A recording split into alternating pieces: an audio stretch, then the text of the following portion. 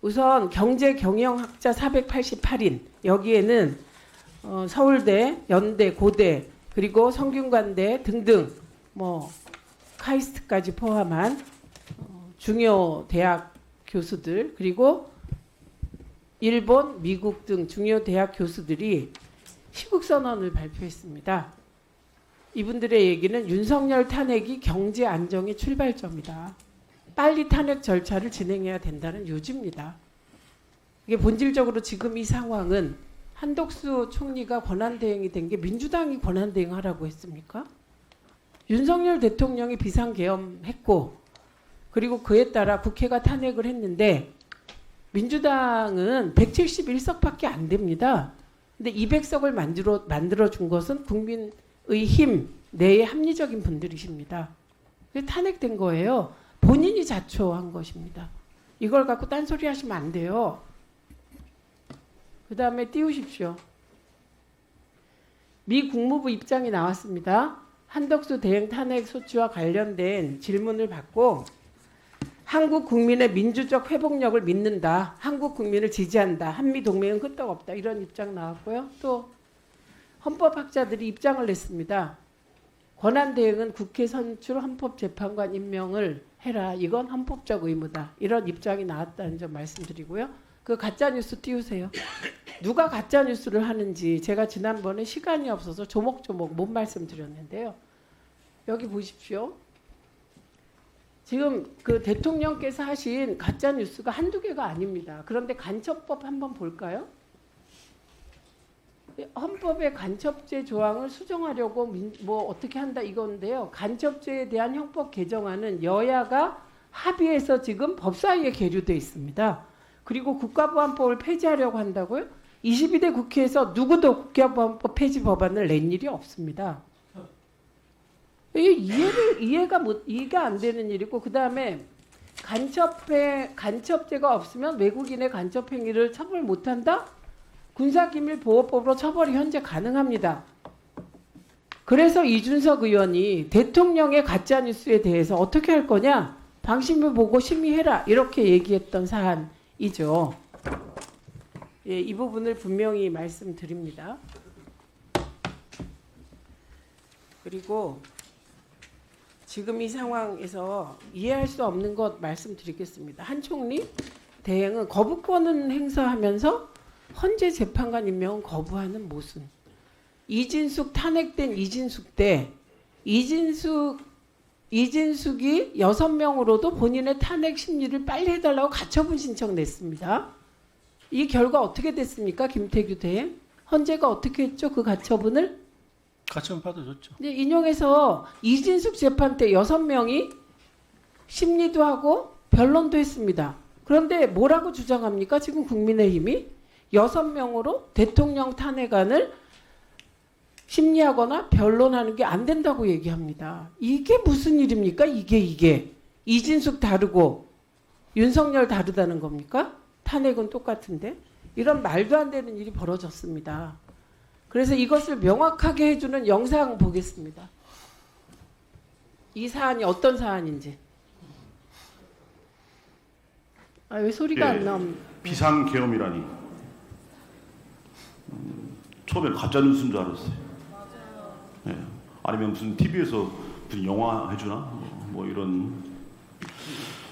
사실 그것은 비상계엄을 가장한 친위 쿠데타요. 나라의 주인인 국민을 향한 반란이었습니다.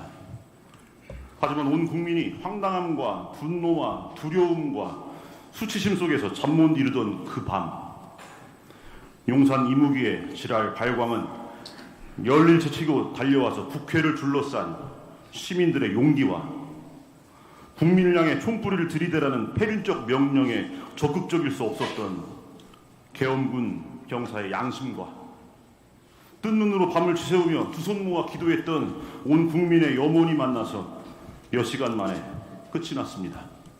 이제 묵시록에서 말하는 여인의 나머지 후손들, 곧 하느님의 계명을 지키고 예수님의 증언을 간직하고 있는 이들인 우리가 앞장서서 참된 민주주의를 염원하는 온 국민과 함께 용산의 이무기, 대국민 반란수계 윤석열과 그를 따르는 욕도의 무리를 본좌에서 끌어내려 그들을 위해 마련된 자리, 바로 그래도 하루 세끼 잘 먹여주는 감옥으로 내려보내야 합니다. 예, 여기까지.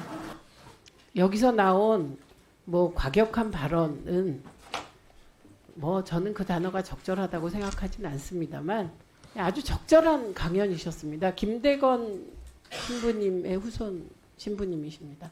그 다음에 메릴 스트립 영상 트세요. Performance this year that stunned me. It sank its hooks in my heart. Not because it was good. There was nothing good about it. But it was effective and it did its job. It made its intended audience laugh and show their teeth. It was that moment when the person asking to sit in the most respected seat in our country imitated a disabled reporter, someone he outranked in privilege, power, and the capacity to fight back. It kind of broke my heart when I saw it, and I still can't get it out of my head because it wasn't in a movie. It was real life. And this instinct to humiliate, when it's modeled by someone in the public platform, by someone powerful, it filters down into everybody's life because it kind of gives permission for other people to do the same thing. Disrespect invites disrespect. Violence incites violence. When the powerful use their position to bully others, we all lose. Okay, go up with that thing. Okay, this brings me to the press.